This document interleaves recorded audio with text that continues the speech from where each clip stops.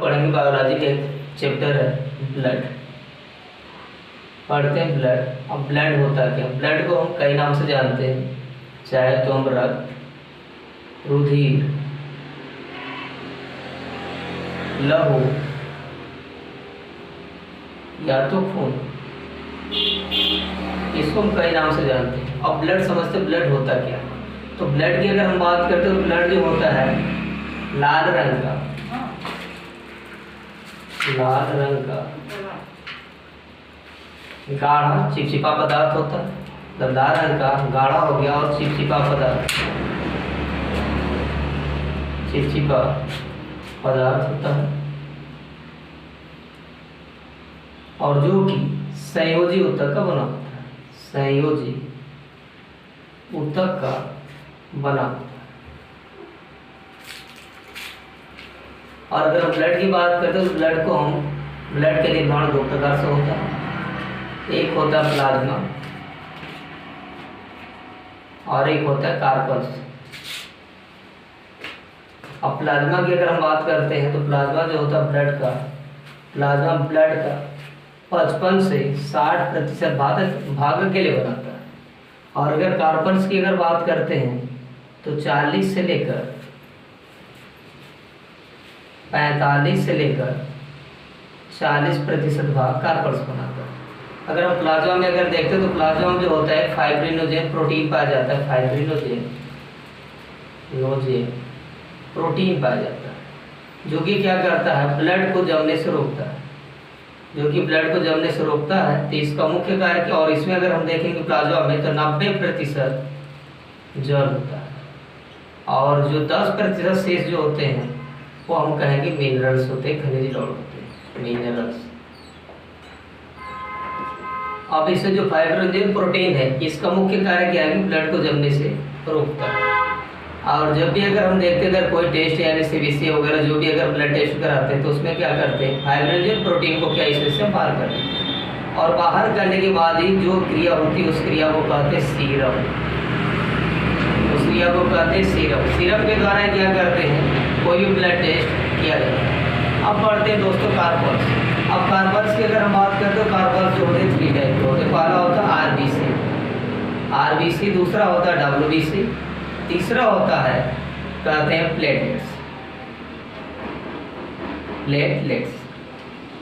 अब आरबीसी को हम हिंदी में बोलते हैं रेड, यानी इंग्लिश में रेड ब्लड कार्बन्स या रेड ब्लड सेल मतलब लाल रुधिर कणिका, और डब्ल्यूबीसी को बोलते हैं व्हाइट ब्लड सेल या श्वेत रुधिर कणिका, और प्लेटलेट्स होता है।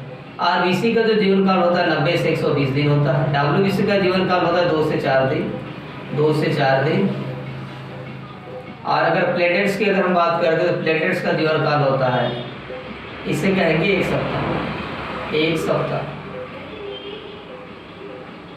इसकी अगर हम बात करते हैं तो होती है 50 लाख। इसमें अगर आरबीसी की अगर हम बात करते हैं तो संख्या में होती है 50 लाख, संख्या 50 लाख। अगर डब्ल्यूबीसी की बात करते हैं तो 10,000। और अगर प्लेटलेट्स की अगर हम बात करते हैं तो होती है प्लेटलेट्स की बात तो इस संख्या में होती है 2.5 लाख। अब यहाँ पर पढ़ते हैं कि ब्लड तो बन गया, लेकिन अब ब्लड बनता कहाँ है। तो ब्लड अगर हम देखते हैं एक अडल्ट में, तो अडल्ट की अगर हम बात करते हैं अडल्ट अर्थात वयस्क,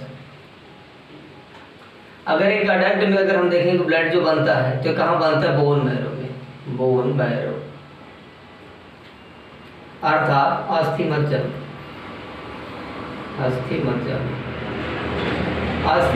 ब्लड बनता है। लेकिन स्टोर कहाँ होता है, तो स्टोर की अगर हम बात करेंगे तो स्प्लीन होता है।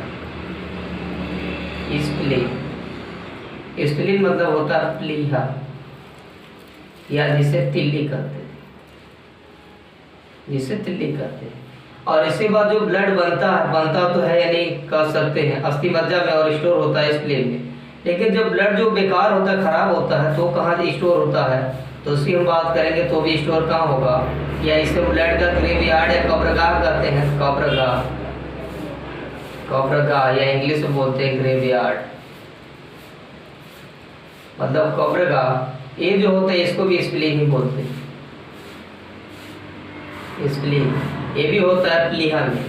अब अगर देखते हैं अगर छोटे बच्चे का अगर जो जन्म होता है हाँ, छोटे बच्चे का ये सेरेब्रिया मान लेते हैं, अगर जो जिस बच्चे का जन्म नहीं हो उसका अगर देखें ब्लड कहाँ बनता है तो बनता है लीवर में। छोटे बच्चे जिसका अगर जन्म नहीं हुआ है, अगर हम भ्रूण की बात करते हैं, भ्रूण का जो है ब्लड कहाँ बनता है लीवर में, और लीवर में कहाँ बनता है मीसोडर्म में, मीसोडर्म में। और इसे भोजन किससे मिलती है तो मिलती है प्लेसेंटा से, प्लेसेंटा अर्थात नाभि। यही कारण होती है कि जब बच्चे का जन्म होता है तो इसको प्लेसेंटा को काट दिया जाता है और उसमें बंडिश कर दिया जाता है।